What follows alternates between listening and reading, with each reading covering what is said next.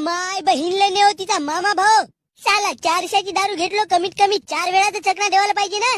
कोण भोसडीचा या बारचा मालक दारीला सांगतो तर डामुकणाऱ्याला कसा राईट इथं.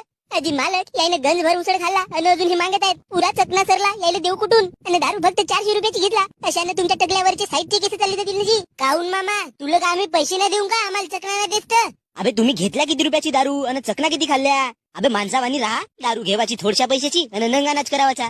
ऐ मामा तू पैशाची गोष्ट नको करू तुला पहिलं सांगतो हो तुझा पुरा दुकान घेऊन टाकीन. डेंग्या काढ बरं रे पैसे मार बरं मामाच्या तोंडावर फेकून 500च्या बंडला.